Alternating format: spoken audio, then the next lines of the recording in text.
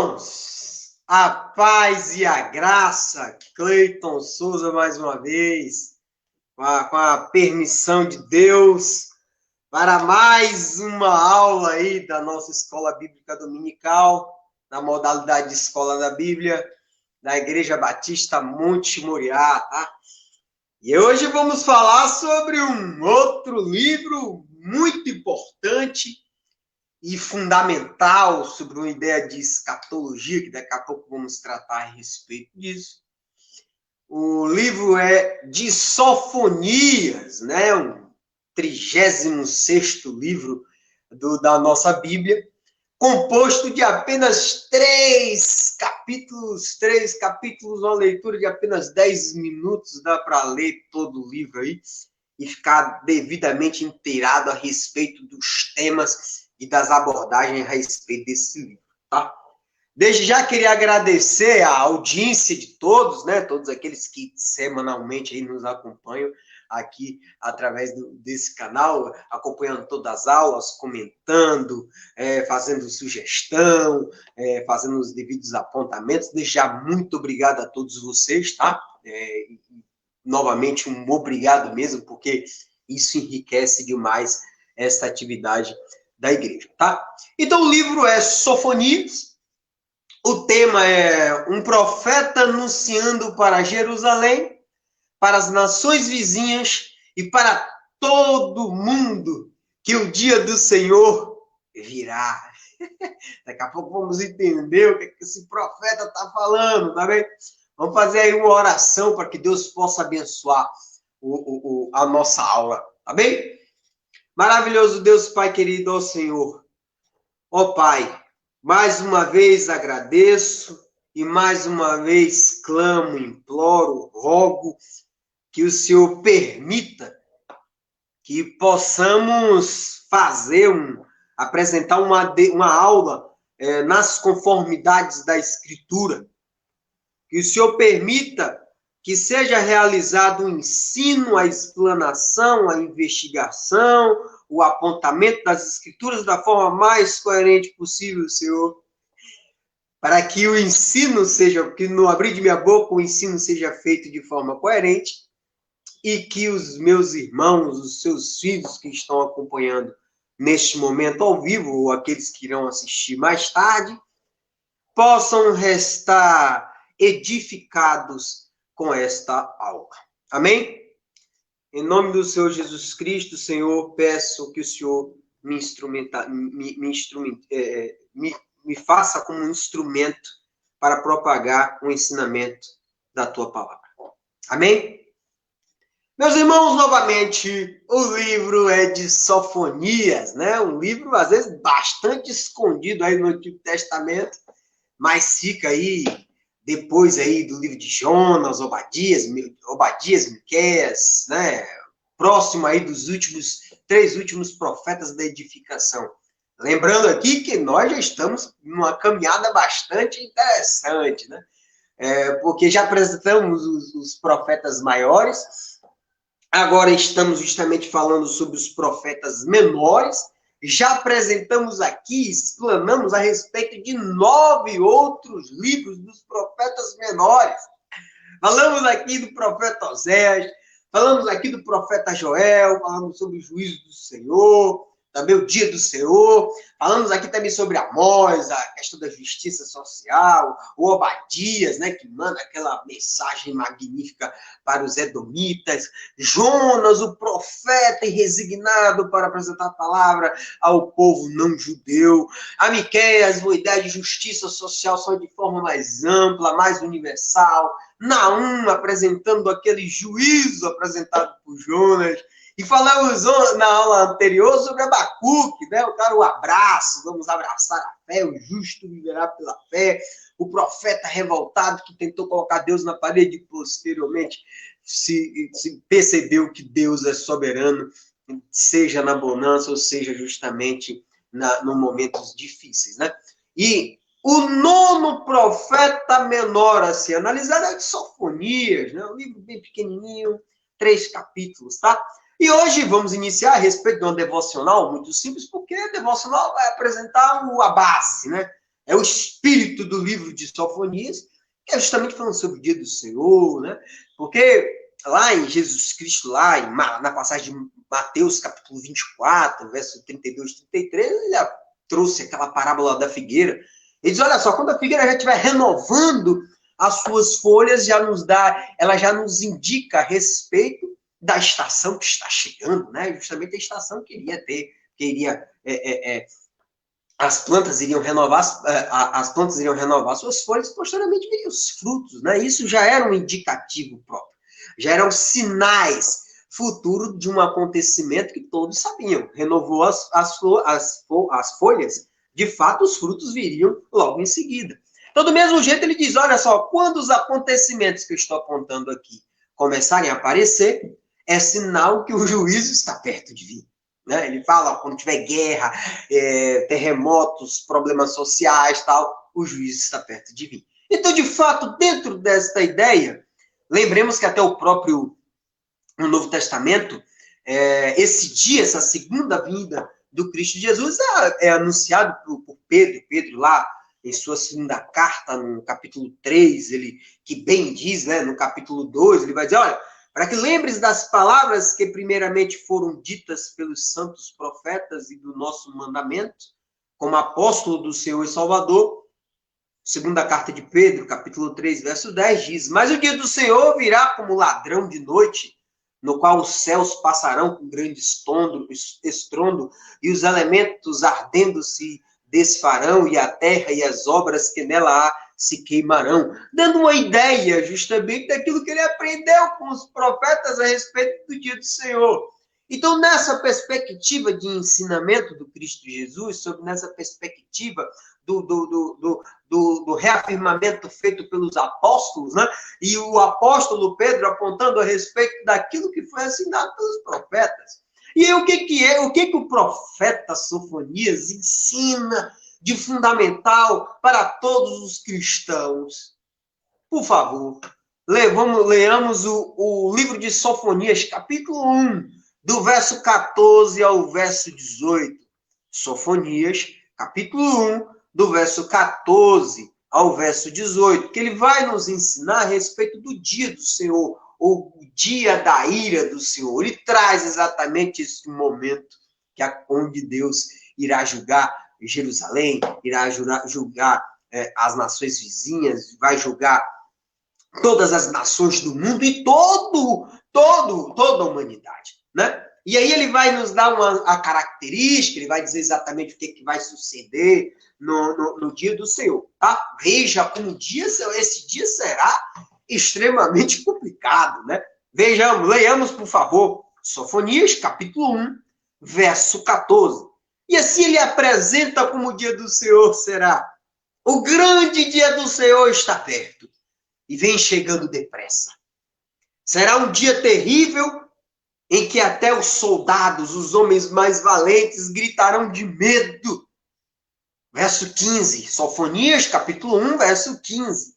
E aí ele apresenta as características desse dia do Senhor.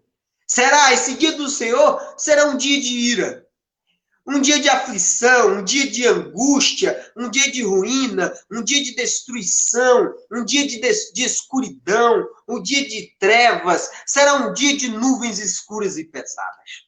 Verso 16. Será um dia de sons de corneta, apontando a respeito daquelas cidades, justamente que ficavam vigilantes a respeito dos inimigos. Quando a corneta tocava, de fato, o pânico era geral. Então ele fala, será um dia de sons de corneta e de gritos de batalha, de soldados atacando a cidade cercada de muralha e protegida de altas torres de vigia.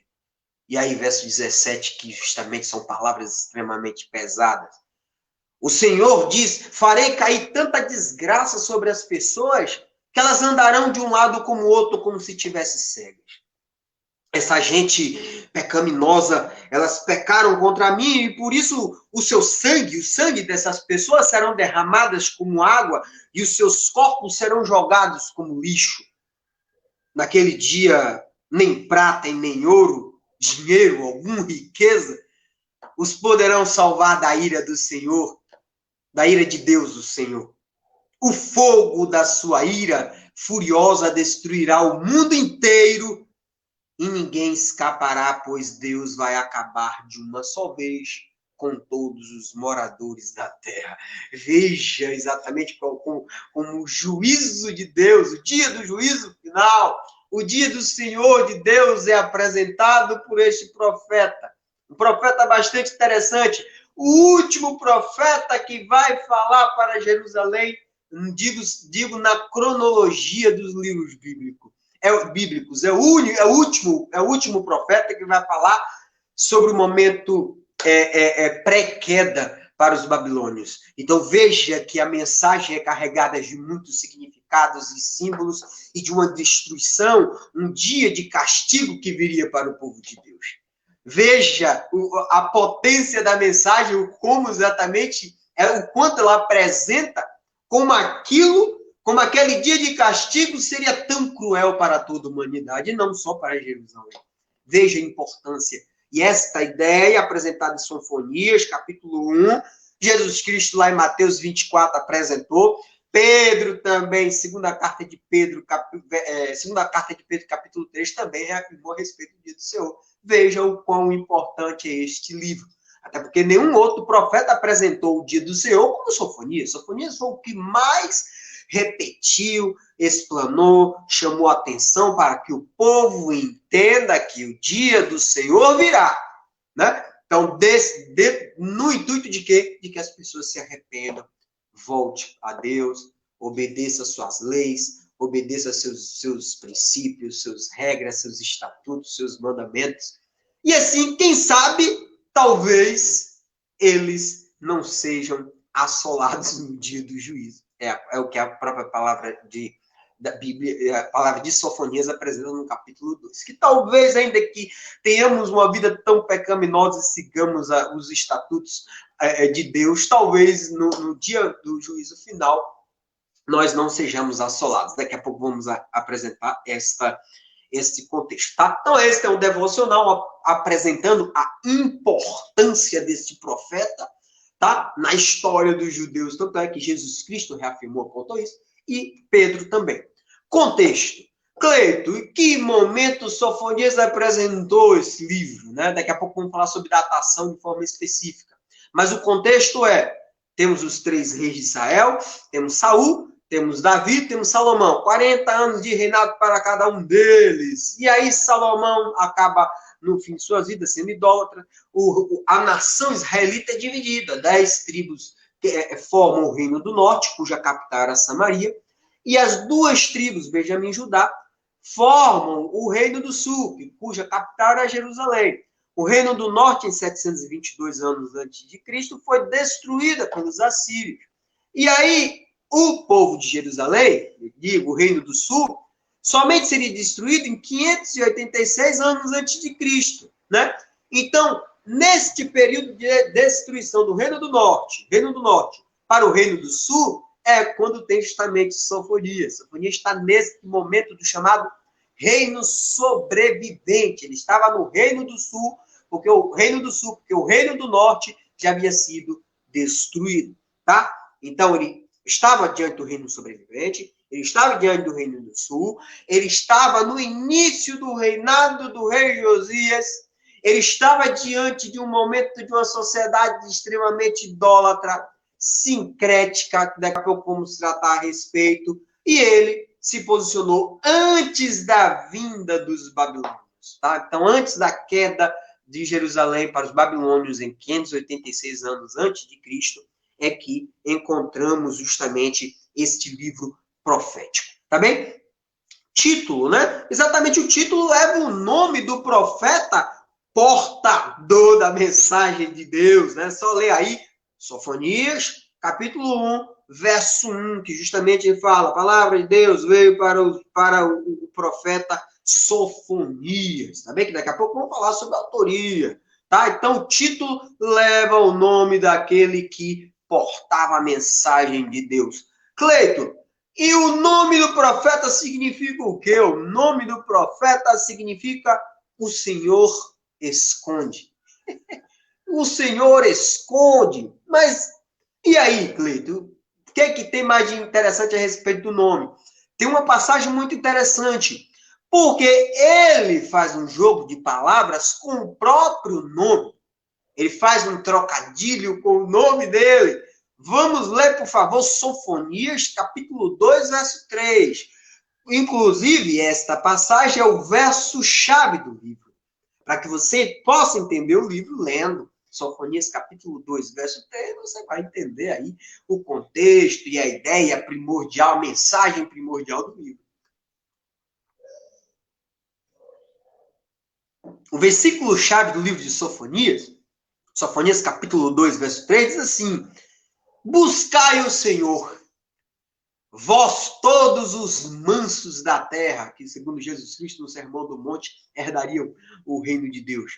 Então buscai ao Senhor, vós todos os mansos da terra, que tendes postos por obras do seu juízo. Buscai a justiça, buscai a mansidão, que é a humildade, também em outras versões. Pode ser que vocês que são mansos, que vocês seguem o juízo, que vocês buscam a justiça, que vocês buscam a mansidão, pode ser que sejais escondidos, fazendo um trocadilho, já que o nome dele é o Senhor esconde, pode ser que vocês sejais escondidos no dia do Senhor, no dia da ira do Senhor. Veja a ideia que é apontada justamente aqui no verso-chave do próprio livro, o qual ele vai apontar a vinda do Senhor, e ainda que haja a vinda do Senhor, ele clama, ele roga ao povo para que eles se arrependam. E ainda que eles estejam numa condição de imoralidade, que eles estejam numa condição de apostasia, de idolatria, que eles se convertam à palavra de Deus. E aí possa ser que no dia do juízo final, ou no dia da ira do Senhor, eles sejam poupados, né? Isso é o que Sofonias, capítulo 2, verso 3, nos ensina.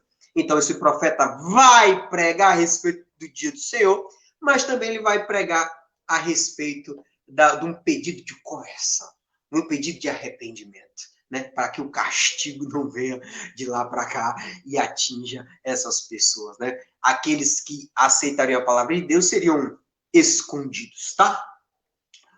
O livro de Sofonias não é mencionado de forma direta no Antigo Testamento, no Novo Testamento, né? Existem referências indiretas, diga-se, referências dela, já que ele fala sobre o dia do juízo final, ou dia do Senhor. Esta ideia do dia do Senhor nos dá uma ideia de uma visão chamada escatológica, que trata a respeito de escatologia. Não sei se vocês já ouviram falar. Escatologia quer dizer o quê? Escatos quer dizer últimos dias. Logia, ou de logos, vem de ciência, estudo. Então, estudo dos últimos dias.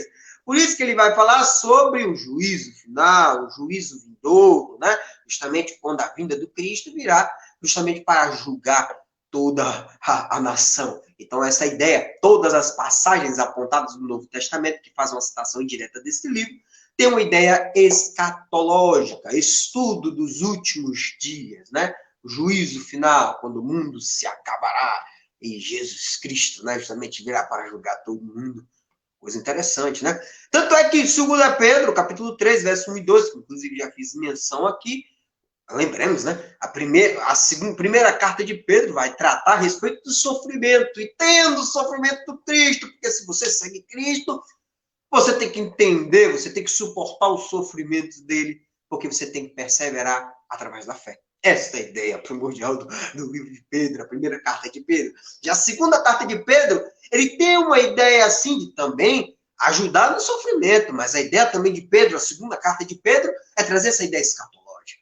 É trazer essa ideia de que devemos continuar firme nos estatutos de Deus, né? Entender que a vinda de Jesus Cristo, em um dado momento, ele pode vir a qualquer momento. Então, essa é a ideia do dia do Senhor. O dia do Senhor pode acontecer a qualquer momento.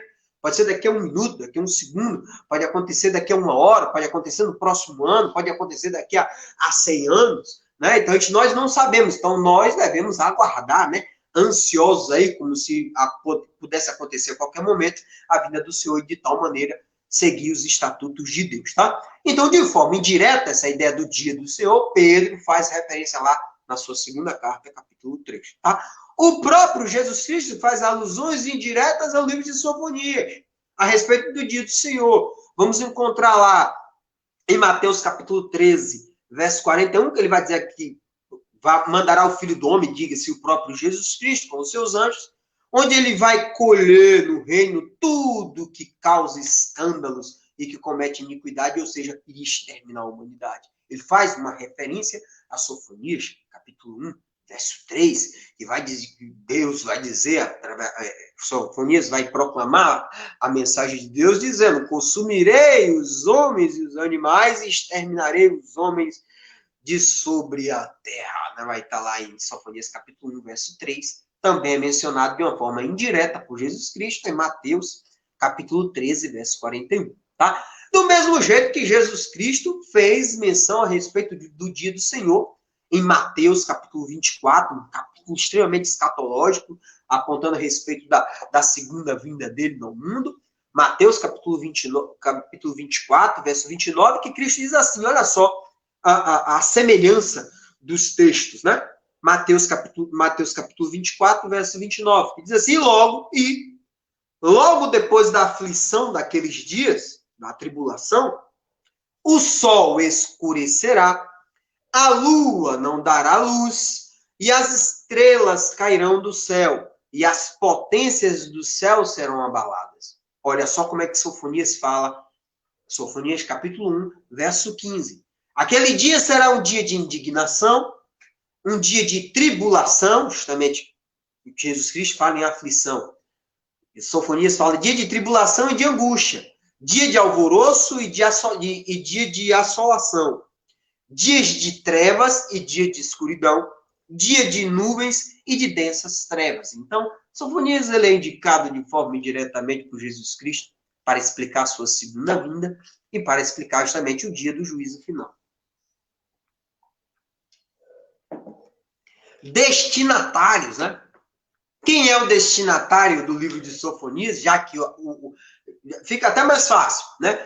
Porque se ele apresentou a mensagem dele diante do reino sobrevivente, né? Ou seja, o reino do norte, chamado também de Israel, cuja capital era Samaria, já tinha sido destruído. O povo já tinha sido espalhado pelos assírios. Só existia o reino do sul, o reino de Judá, cuja capital era Jerusalém. Então, se Sofonias estava naquele contexto, o destinatário era o povo de Judá, era o reino do sul. Tanto é que lá em Sofonias, capítulo 3, verso 1, ele vai dizer: ai de Jerusalém, cidade rebelde e cheia de corrupção, que persegue os seus moradores. Veja, que o primeiro destinatário é o próprio povo de Judá, é o povo de Jerusalém. Já o segundo destinatário são as nações de todo o mundo. Tanto é que em Sofonias, capítulo 2, verso 1, ele vai dizer: congregai-vos, sim, congregai-vos, ó nação não desejável. Então, isso nos dá a ideia que o livro tem dois destinatários. O primeiro, o povo de Deus, e o segundo, o povo gentílio. O povo não judeu, toda a nação, né? Então, veja que é um livro extremamente abrangente. Né? É um livro que fecha essa linha dos profetas antes de entrar nos profetas da restauração, ou o profeta da edificação. Antes de iniciar esses profetas, um momento, a Bíblia fecha com chave de ouro. Dizendo, ó, tudo já foi apresentado até aqui, beleza, mas a partir de agora eu vou lhe apresentar o juízo final. Vou lhe apresentar justamente o possível castigo. Né? E eu proclamo esse castigo para tanto vocês que é de Jerusalém e Judá, como também para todas as nações. Veja, rapaz, como a Bíblia foi muito bem organizada nesse sentido, tá? Finalidade, a finalidade de cá, despertar o povo que estava, né, quanto à sua complacência para a apostasia, para o pecado, para a maldade, para a crueldade, para o cometimento de crime, para o desrespeito do estatuto da lei. Ele simplesmente disse: se arrependam. Se arrependam que talvez no dia do juízo final você seja escondido ou poupado, né? Fazendo um trocadilho com o próprio nome dele, né? E ele diz: ó, retorne a Deus. Que o juízo acontecerá daqui uns dias, e de fato aconteceu. Cerca praticamente de 100 anos depois, os babilônios invadem Jerusalém, destrói totalmente a cidade, vai praticamente dizimar a população de Judá, leva alguns cativos para a Babilônia, para ficarem como escravo, ou justamente como fazendo parte do povo, mas sem poder voltar para casa. 70 anos depois que esse povo é libertado por um novo povo, que é justamente através de Ciro, o rei persa, que eles voltam para restaurar o templo. Mas veja que a mensagem estava muito próximo do juízo acontecer, né? Então isso, de fato, a finalidade foi: voltem, se arrependam, que talvez vocês sejam poupados no dia do juízo. Que, de fato, os que foram levados para a Babilônia foi justamente aqueles que Ezequiel aponta lá, como aquela cesta dos figos, né? Foram os melhores, né? São os melhores frutos de uma árvore totalmente pecaminosa, tá? Então, esta é a finalidade. Se arrependam, que o juízo está chegando. Principais doutrinas, temos 3. A principal doutrina, de cara, é o dia do Senhor, né? Vai estar presente em Sofonias capítulo 1, verso 7, do verso 14 ao 16, no verso 18, e no capítulo 3, a partir do verso 8, vai apontar a respeito do dia do Senhor. Dia do Senhor este, que foi proclamado inúmeras vezes por outros profetas. O profeta maior, Isaías, no capítulo 2, verso 12, e no capítulo 13, verso 6 a 9, falou também sobre o dia do Senhor, sobre uma ideia de destruição divina. Ezequiel, no capítulo 13, no capítulo 20, vai apresentar o dia do Senhor como a guerra que viria, como a destruição de Jerusalém. Joel apresentou lá no capítulo 1, capítulo 1, capítulo 2, capítulo 3, a ideia do juízo do Senhor como uma praga dos gafanhotos, né? Já Amós apresenta lá no capítulo 5, no verso 15 a 20, como dia de trevas, né? Que ele falou: você vai correr com um leão e vai dar de cara a curso na esquina, depois você vai se esconder dentro de casa e será picado pela cobra, ou seja, você não terá como se esconder. Você será morto se você for um pecaminoso, né? Se você for um ímpio, né? De fato. Vamos encontrar em Obadias o castigo, o julgamento lá no capítulo 1, o único capítulo que tem Obadias. Zacarias, capítulo 14, também vai falar sobre a ideia do dia do Senhor, sobre a ideia de uma conquista, através de uma guerra que aconteceria, que de fato, inúmeras vezes o povo de Deus foi conquistado por outros povos. Em Malaquias, no capítulo 4, verso 5, vai dar uma ideia que o dia do Senhor haveria uma queimada, onde justamente os maus e os ímpios, os orgulhosos, seriam queimados feito palha. Então, o dia do Senhor foi apresentado em inúmeros momentos para o povo de Deus, sob diversas formas de mensagem. Mas nenhum deles foram tão enfáticos quanto Sofonias, porque ele a todo momento apresenta a respeito do dia do Senhor, tanto é que ele é assim considerado como o profeta do dia do Senhor, porque de fato é a mensagem principal do seu livro e que ele recorrentemente aponta, tá? Então, a principal doutrina é o dia do Senhor. A segunda doutrina, muito bem enfatizada no livro de Sofonias, é a respeito da graça de Deus em meio ao castigo. Isso vamos encontrar em Sofonias capítulo 2, verso 3. Vamos encontrar em Sofonias capítulo 3, verso 14 a 20. Onde ele vai dizer: o mal está vindo, mas aquele que for andar humildemente e obediência segundo a Deus, isso no capítulo 2, verso 3. No capítulo 3, verso 14, ele vai dizer: cante, exulte a Deus. Eleve a palavra de Deus para os 4 cantos. Que assim você justamente estará fazendo a vontade dele. E aí você pode combater o mal no dia do juízo final. Então, esta é a ideia da graça de Deus em meio ao castigo vindouro. Tá? Dia do Senhor, a graça de Deus. Depois vem falar sobre a salvação do remanescente fiel. Ainda que estejamos diante de um momento lastimável, Deus está conosco. Deus pode salvar o seu povo. Tanto é que vamos encontrar em Sofonias capítulo 2, verso 7, capítulo 3, verso 9 a 20, ele diz: olha, diante de toda essa desgraça, diante de tudo que vai acontecer com esse povo, diante desse castigo, ainda assim reservarei aqueles sim que seguem a minha palavra e seguem meus estatutos, tá bem? E que se arrependeram dos pecados. Então, essa é a ideia, que ainda que tenha o dia do Senhor, ainda que haja o dia do castigo, que haja a graça de Deus no meio do castigo, tem sim a salvação do seu povo eleito, ou a salvação do remanescente fiel. Tá? Quanto à autoria, não tem informação a respeito da atividade anterior de Sofonias, né? Muito menos a respeito da cidade onde ele morava.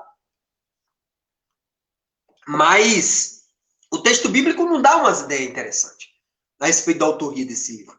O qual convido todos a ler Sofonias, capítulo 1, verso 1. Que assim vai dizer. Sofonias, capítulo 1, verso 1 vai dizer assim: esta é a mensagem que o Senhor Deus deu a Sofonias. Então, a mensagem apresentada no livro não foi criada por Sofonias. Sofonias transmitiu aquilo que foi passado por Deus para ele. Coisa maravilhosa. Aí vai dizer exatamente em que reinado. Essa mensagem de Deus chegou ao profeta no reinado do rei Josias, rei de Judá, filho de Amon, que daqui a pouco vamos falar a respeito dele.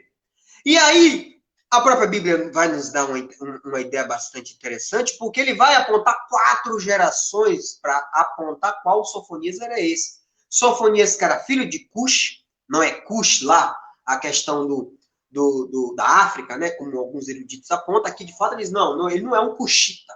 Ó, Sofonias era filho de Cusi, neto de Gedalias, bisneto de Amarias e trineto do rei Ezequias. Então veja que a própria Bíblia aponta 4 gerações para apontar que ele tinha uma linhagem real, ele fazia parte da família realeza, né? Então ele é um cara extremamente influente, né? Ele justamente ele andava junto com a realeza, né? Com os reis. Então isso vamos perceber daqui a pouco a importância disso tudo. Era o momento de Deus já ter levantado pastores, cultivadores, pastor de ovelha, pessoas mais simples, mas esse foi um momento que Deus disse, não, preciso chamar uma pessoa que tem uma influência para poder apontar, para poder dar o devido direcionamento para o rei, que daqui a pouco vamos entender a tamanha importância desse profeta na história de Israel, tá? Então, a palavra de Deus apresenta 4 gerações para melhor apresentar a respeito desse profeta, apenas para apontar que ele tinha, assim, a descendência real, ele fazia parte da realeza. Ele é o último dos profetas antes da queda da Babilônia, porque ele já justamente estava próximo à queda que aconteceria em 856, 586 anos antes de Cristo, justamente no reinado do rei Josias, um rei muito bom para Jerusalém. Ele foi contemporâneo a Jeremias, basta olhar dar uma lida no capítulo 1 de Jeremias, onde aponta justamente que ele iniciou o ministério dele no reinado de Josias, né? Ele também foi contemporâneo, provavelmente, com Abacuque, né? O livro anterior que nós apontamos. Fala-se também em Daniel, mas Daniel ainda era muito criança, eu acredito que Daniel está mais à frente. Ezequiel também, mas de cara temos aí Jeremias, porque o capítulo 1 de Jeremias e o capítulo 1 de Sofonias apontam que os dois estavam na época do reinado do rei Josias, tá? Datação ele fica entre 640 e 621 anos antes de Cristo. Por quê? Porque ele vai falar sobre Josias, né? Só que provavelmente foi no final do ministério de Sofonias que o exemplo, o rei Josias ele é muito conhecido pelas suas reformas. Josias foi um dos reis que efetuou a reforma religiosa em Israel. Só que tem um probleminha. Se Sofonias é apresentado na Bíblia como aquele profeta nos dias de Josias, por que Sofonias deixou de indicar um evento tão importante como aconteceu a reforma religiosa no tempo do rei Josias? Por quê? Porque Sofonias apresentou a mensagem de Deus veio antes da reforma. Porque se fosse no tempo da reforma ou depois da reforma, provavelmente Sofonias teria lá indicado a respeito da reforma religiosa que aconteceu lá em Judá, tá? Então, este momento de Sofonias foi um momento muito importante, porque o reinado de Josias, ele é marcado por ações muito importantes, né? Basta lermos lá o 2 Crônicas, capítulo 34, 35, E o segundo livro de Reis, capítulo 22 e 23, que vai falar sobre a história do rei Josias. E quem foi o rei Josias? Né? O rei Josias, justamente, tinha como... ele era descendente de quê? Teve o rei Ezequias, que fez uma grande reforma em Jerusalém. Só que, posteriormente, ele foi atacado pelos assírios e foi dado a intercessão do profeta Isaías, ele foi salvo. Ele vence uma batalha sem ter levantado sequer uma espada, quando 180 mil assírios foram destruídos pelo anjo do Senhor. Posteriormente, ele fica vaidoso. Deus coloca uma doença nele. Ele ora para Deus. Deus vai lá e estende a vida dele por 15 anos. Né? Ele teve um filho. Ele morre, vai ter o filho dele, que é justamente Manassés. Manassés é o pior rei de Jerusalém. Ele mata tantos inocentes que diz que ele fez rios de sangue por Jerusalém. Ele mata o profeta Isaías, serrando no meio. Ele serra o profeta no meio. Manassés é atacado pelos assírios, é levado com gancho, né, lá para a Síria.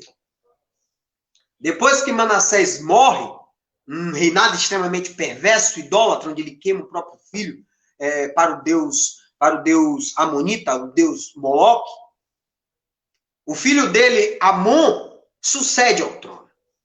Amon fica somente dois meses no trono, porque os próprios oficiais o matam no palácio. O povo de Judá mata aqueles oficiais, não aceita aquela derrubada, aquela tentativa de golpe. E aí o povo de Judá coloca uma criança de apenas 8 anos de idade no trono. E como é o nome deste rei? O rei Josias. E este momento tão crucial, que ele tinha apenas 8 anos, segundo o próprio livro de Crônicas, segunda Crônicas, capítulo 34, vai falar que ele iniciou o reinado com 8 anos. 8 anos depois, quando ele tinha 16 anos de idade, ele se converte. Ele se converte quando tinha 16 anos. Então, este era o momento crucial, justamente entre o 8 para os 16 anos, quando ele tem a conversão, é que os eruditos apontam que esse foi o momento que Sofonias teve o ministério, pregou. Porque Josias inicia o trono com 8 anos, com 16 se converte, com 20 anos ele começa a purificar toda a nação e o templo. Fazendo o quê, Cleiton? Destruindo todos os altares. Os altares em adoração de Astarote, que é a deusa dos sidônios, diga-se, dos fenícios. Ele destrói os altares de adoração do deus Quemos, que é o deus de quê? Dos moabitas, que estava lá instalado dentro de Judá.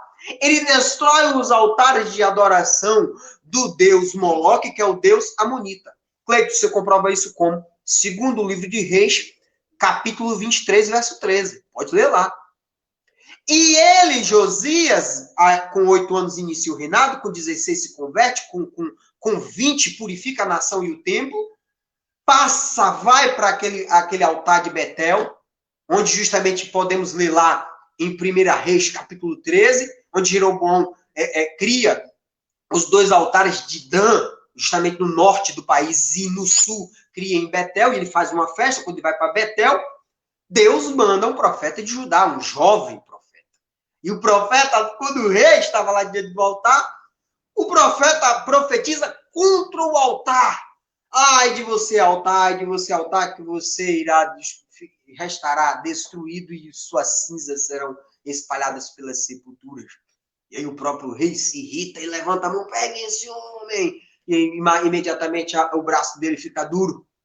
E aí ele pede autorização para o profeta jovem, para que aquele jovem profeta pedisse ao Deus dele para que curasse ele, justamente que ele ficou com o braço ressequido. Então, a razão disto, o profeta ora, e o que acontece? Ele fica bom. O profeta volta para a terra de Judá, não tinha que voltar pelo mesmo caminho, tinha que ir por outro caminho. E aí tinha um profeta velho em Betel, justamente, que chama ele, mente, dizendo que Deus mandou que ele fosse para a casa dele para se alimentar. O profeta diz, rapaz, Deus disse que eu não podia comer. Ele não pode vir para cá, que Deus mandou um anjo e disse que você podia comer em minha casa.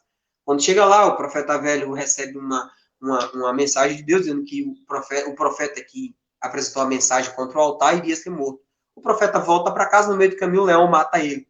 Quando o leão o mata, o profeta velho pega esse profeta novo que veio de Judá e coloca na sepultura dele. Mais à frente, o profeta velho de Samaria morre, os dois ossos colocado em uma sepultura. E o rei Josias, por que eu estou contando isso? Porque o rei Josias acaba destruindo todos os altares. O rei Josias acaba cumprindo essa profecia apontada por esse profeta que foi morto pelo leão, porque ele descobriu a palavra de Deus que ele não podia comer naquela terra impura. Ele vai lá, encontra essa sepultura, não destrói, mas a própria palavra de Deus aponta lá em 2º livro de Reis que Josias cumpriria aquela mensagem profética. Por isso essa importância de Josias.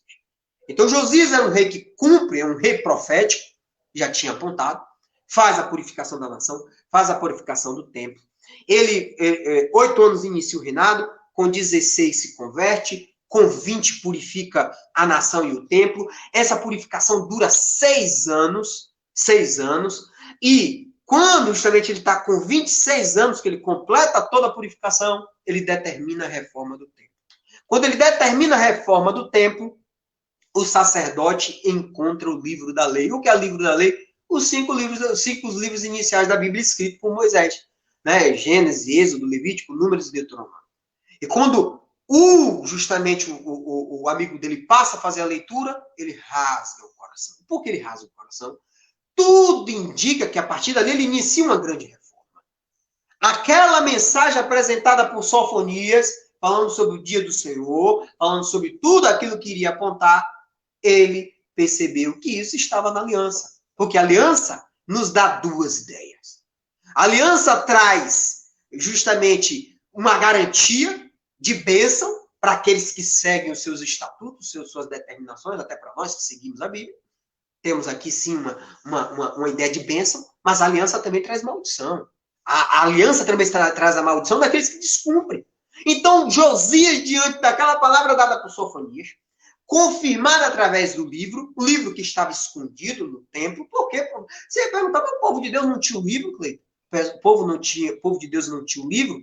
Porque antes disso, o rei Manassés, que era o pior rei de todos os reis de Judá, ele, na verdade, passou a perseguir os adoradores de Deus. Então, o povo, com medo dele destruir o livro da lei, que é o livro de Moisés, escondeu. Por isso, por um determinado período, o povo de Deus ficou tão esquecido da palavra de Deus que sequer tinha conhecimento a respeito do livro da lei. Então, quando o profeta Josias, o rei Josias, toma conhecimento a respeito do livro da lei, ele faz uma das maiores reformas religiosas, né?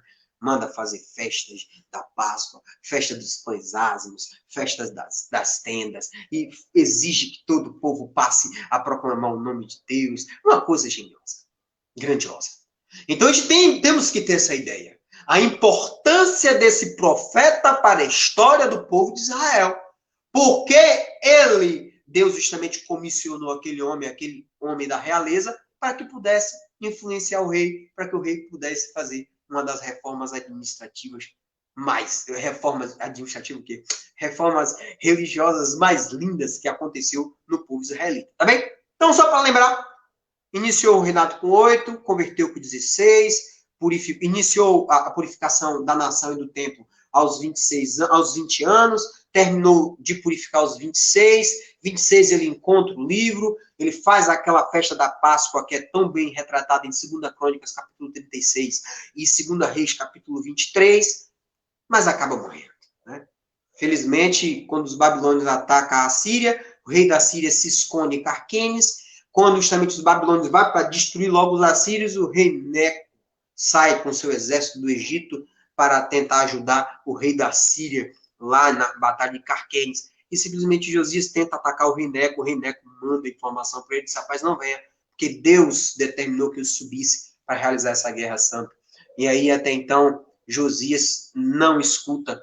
E o rei Neco diz, olha, eu estou indo porque Deus mandou, e se você vir guerrear contra mim, você estará guerreando contra Deus e Deus irá lhe destruir. Infelizmente, ele, por vaidade ou por intenções, por vaidade, por intenções políticas, ataca o rei Neco. Inclusive, ele fingindo ser um soldado, aí os caras lançam a flecha, acaba matando ele, né? Então, por vaidade, esse rei que foi tão bom acaba morrendo. Mais à frente, o filho dele, Jeoacás, sucede ele no trono, fica apenas 3 meses, porque o rei Neco vai para Carquemes, batalha com Josias no Vale do Meguido, mata Josias, vai para Carquemes, perde a guerra para os babilônios, volta acuado, mas quando volta, passa por Jerusalém e diz, opa, o rei Jeoacás leva o filho do rei e coloca o chamado rei Joaquim. Inclusive, esse rei, em razão desta aliança, que foi o rei, o faraó Neco, o rei do Egito, que coloca ele no trono de Judá, em razão desta aliança, que ele acaba descumprindo os acordos com a Babilônia, né, achando que o Egito iria ajudar ele. Esqueceu que o Egito perdeu a guerra e estava acuado. Né? Então aí acontece a sucessão de erro. Vem mais 3 netos, né, de Josias. Eliaquim, que é chamado Joaquim, depois Joaquim, que é o filho dele, que depois é levado preso para a Babilônia, e depois vem Zedequias, que é quando destrói toda a Babilônia. Tá bem? A Bíblia aponta que além de Sofonias ter influenciado o rei Josias, a ponto dele fazer uma reforma, porque ele confirmou as palavras proféticas do profeta Sofonias. Outro profeta também lá em 2 Crônicas, capítulo 35, verso 15, dizendo que tem outro profeta que influenciava muito o rei, que é chamado de Jedutum. Jedutum, que significa louvor ou adoração. A própria Bíblia aponta como ele era o profeta do rei, profeta de confiança do rei. Então, tem 2 profetas que influenciaram de forma significante o próprio rei Josias, Sofonias e Jedutum, né? Então, veja que esse rei, a importância desse profeta. Principais personagens, vamos encontrar Sofonias, né? Que justamente advertiu o povo de Judá e o próprio povo do mundo acerca do castigo que viria. Outro personagem importante era o povo de Judá, né? É um povo que ele buscava que ele se arrependesse, né? Um povo que estava em total idolatria para os deuses dos povos estrangeiros e estavam cometendo sincretismo religioso. Eles estavam tanto adorando a Deus, como adorando também os deuses estrangeiros. E isso deixou Deus extremamente irado. Eu chamo a atenção, vamos ler apenas Sofonias, capítulo 1, verso 8. Veja a importância que o rei já tinha sido convertido. Porque em Sofonias, capítulo 1, verso 8, olha só como o profeta fala. O Senhor diz, naquele dia eu vou castigar as autoridades, os filhos do rei, e todos os que seguem os costumes pagãos. Veja que ele não arrola o rei. Ele não coloca o rei nesse bolo. Ele diz, opa, tira o rei aqui, porque o rei já havia se convertido provavelmente. Então, estava naquele período dos 16 aos 20 anos do rei Josias, né? Ele fala autoridades, filhos do rei e todos os demais do povo que estavam cometendo os costumes pagãos. Então, veja que o rei já tinha um certo crédito com profetas. Então, ele estaria aqui nessa relação, em Sofonias, capítulo 1, verso 8, tá bem? Lembremos também que o castigo é direcionado a Jerusalém, né? Sofonias, capítulo 3, verso 1, diz, ai de Jerusalém, cidade rebelde, cheia de corrupção, que persegue os seus moradores. E ele diz o porquê. Jerusalém não escuta o que o Senhor diz, não quer que ele o corrija, não confia no seu Deus e nem procura sua ajuda. Então, tinha que ser destruída. De fato, não escutou o que Deus determinava, é complicado. E aí ele passa a abnegar justamente quem é do povo de Jerusalém que estava cometendo erro. Sofonias, capítulo 3, verso 3 a 4. Ele vai, as suas autoridades são como leões que rugem, os juízes são como os lobos, porque devoram tudo de uma vez, sem deixar nada no dia seguinte. Os profetas são orgulhosos e enganadores, e os sacerdotes, aqueles que deveriam ensinar a lei, profanam o santuário e desobedecem à lei de Deus. Perversos seriam mortos pelo castigo vindouro. Que pena, né? E outro, na verdade, personagem principal são as nações vizinhas. Que nações vizinhas é essa? A Filistia, né? Que é justamente os filisteus, onde ele justamente passa lá no capítulo 2, apresentando as principais cidades da Filistia, dos filisteus. Qual é? Gaza, Asquelon, Asdod e Ecrom. Só faltou só Gat, que eram 5 cidades. Eram as 5 fortalezas dos filisteus, né? Era Gaza, Asquelon, Asdod e Ecrom, né? Por quê? Porque ele passa a apontar que esta cidade eram justamente responsáveis pela idolatria. Eles eram perversos, faziam interferência, atacavam o povo de Deus, né? Lembremos também que aqui ele também vai apontar os cananeus, né, de Canaã. O que é Canaã? A Filistia também, são os filisteus, né? Lembrando que Canaã, sob uma perspectiva bíblica, eles se originaram de quê? Do próprio povo de Deus, né? Eles são justamente descendentes de um dos 3 filhos de Noé. Noé que teve 3 filhos, né? Cã, Jafé e Sem. Cã foi aquele que viu o pai nu, né? E acabou caçoando com os 2 filhos. Alguns eruditos apontam que ele abusou sexualmente do pai, por isso que o pai falou: tu serás servo dos servos e será amaldiçoado. Em razão disso, a partir dali, a partir de Gênesis 9, a Bíblia já começa a apontar o povo de Canaã como o pai dos cananeus, né? Então, Canaã, sob a perspectiva bíblica, seria neto, né, de Noé. Já sob uma perspectiva histórica, Canaã faz referência ao comércio de tinta vermelho-púrpura. Por quê? Porque os filisteus tinham o costume de comercializar as conchas do molusco chamado púrpura para fazer tintas, né? Posteriormente, os filisteus, também chamados de Canaã, porque eram comerciantes de tinta, vai ser chamado de Palestina, né? Que é Palestine, que é a intenção justamente no intento de profanar o povo de Deus mais à frente, justamente a respeito da Palestina, né? Tentando fazer uma integração daquele povo, que ele já era um povo perverso, tá? Além dos filisteus, apontando 4 cidades, que em verdade são 5, que teriam grande importância, mas a Bíblia só aponta 4, Gaza, Asquelon, Asdod e Ecrom, tem mais 3 cidades vizinhas. A Moabe e o Amonita. Sofonias capítulo 2, verso 8, vai dizer: o Senhor Todo-Poderoso diz: ouve Moabe e Amonita, os Moabitas e Amonitas. Vocês zombam do meu povo e os insultam. E eles se gabam de que iam conquistar a sua terra. Em razão disso, eles chamaram o juízo para si. Então, Moabe e Amonita seriam destruídos, dado o seu orgulho, e porque estavam zombando do povo de Deus. Tá? Existe também em Sofonias capítulo 2, outro personagem principal, é a Etiópia, que ele vai dizer apenas que seriam mortos pela espada de Deus, mas dados históricos apontam que eles estavam explorando o povo de Deus, que havia sido destruído pelos assírios lá em 722 anos antes de Cristo, e justamente o povo estava escravizando o povo lá na Etiópia, tá? Mas isso são dados dos próprios eruditos, não é dado diretamente da Bíblia. E por último, ele vai falar sobre a questão dos assírios, né? Que também seriam destruídos, porque eles eram orgulhosos e se gabavam muito do seu poder. E Deus e Sofonias disse que eles virariam o deserto e ruínas daquela cidade. Engraçado que em Sofonias capítulo 2, verso 13, ele vai dizer: tudo isso vai acontecer com Nínive, viu? Que é deserta e ruínas, porque ele é uma cidade orgulhosa que se gabava do seu poder, dizendo que não há outra cidade tão poderosa como eu imagino. E aí, pouco tempo depois, nós já lemos aqui o profeta Naum, o que aconteceria com aquela cidade, que seria inundada, com portas dos rios seriam abertas, elas seriam inundadas, e posteriormente os babilônios iriam destruir totalmente Nínive, tá bem? Para finalizar, até porque já estou quase 1 hora de aula, o esboço do livro. Temos que dividi-lo em 3 partes.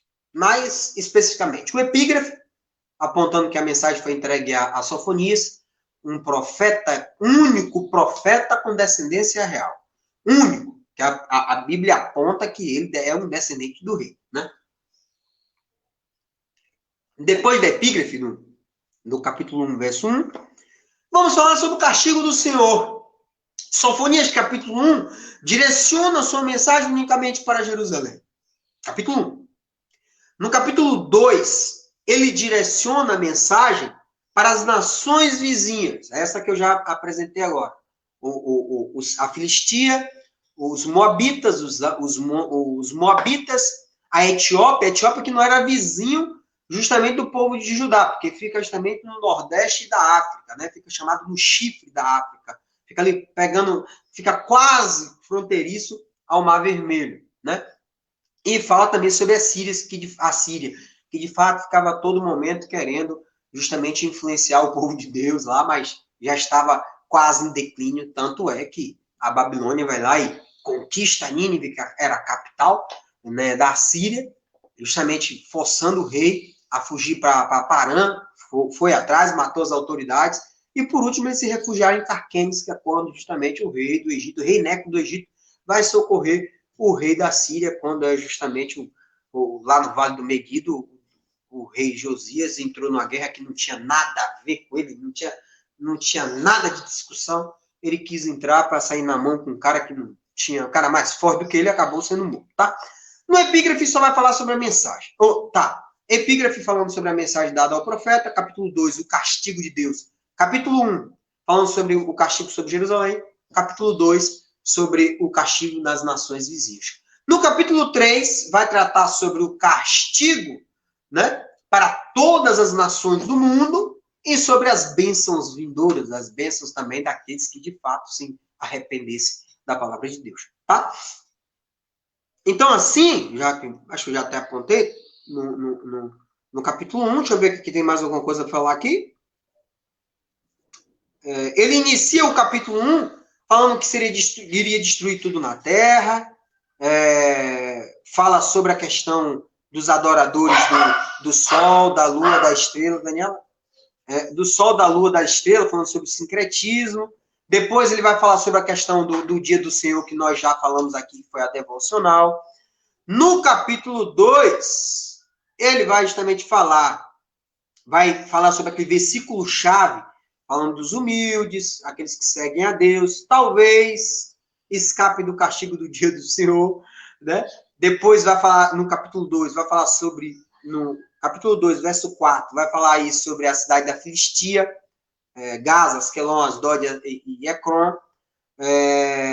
Depois ele vai falar no verso 8 sobre os moabitas e os amonitas, que eram zombadores e estavam insultando o povo de Deus. No verso 12 vai falar sobre a Etiópia, que seriam mortos pela espada de Deus. No verso 13 vai falar sobre a questão do povo assírio, que se tornaria ruínas, as suas casas seriam ruínas e virariam uma nação desértica, porque a assolação viria até ela. No Sofonias capítulo 3, nós já falamos aqui que ele falou que era uma cidade cruel, porque não escutava o Senhor, não aceitava ser corrigida, nem confiava e nem buscava Deus. Falou sobre as autoridades que eram leão, juízes como lobos devoradores, profetas orgulhosos e enganadores, sacerdotes que profanam e desobedecem a palavra de Deus. Ele vai falar justamente que, depois vai falar sobre uma mensagem que Deus, o poder de Deus, que ele destrói nações, arrasa cidades, deixa em ruína torres e desertos cidades. Verso 7, uma ideia do remanescente que ele iria proteger. No Sofonias capítulo 3, verso 8, vai falar sobre o dia da vinda de Jesus Cristo, a segunda vinda, quando ele justamente iria levantar a acusação contra todas as nações para separar os justos dos injustos, os chamados bodes das ovelhas, né, como bem apontado nos evangelhos. Vai no Sofonias capítulo 3, verso 9, falar sobre os idólatras. E, a partir do verso 10, vai falar sobre as bênçãos que adviria, né, para o povo de Deus, né, que ele diria que iria juntar novamente o remanescente do povo de Deus. Tá? Deixa eu ver, só para finalizar. Verso 14 fala sobre louvores. Verso 17 vai falar sobre o Deus soberano. E eu só queria apontar o verso 19, né? Capítulo 3, verso 19. Quando chegar aquele dia, o dia do Senhor, para finalizar a aula, castigarei aqueles que os perseguem, os perversos, os ímpios, e salvarei os aleijados e trarei de volta os que foram espalhados. Vocês foram envergonhados em toda parte, mas depois terão louvor e glória. Finalizo assim essa apresentação do livro de Sofonias. Um livro tão importante, que finaliza essa discussão a respeito, né, da queda do povo de Deus antes da chegada dos babilônios, né? Lembrando que na próxima aula vamos falar sobre os profetas da edificação, os profetas da restauração, que são os profetas que apresentaram seu ministério após o cativeiro de 70 anos na Babilônia e volta para reconstruir o templo e a cidade de Jerusalém. Beleza? Assim eu encerro a explanação a respeito desse livro importantíssimo.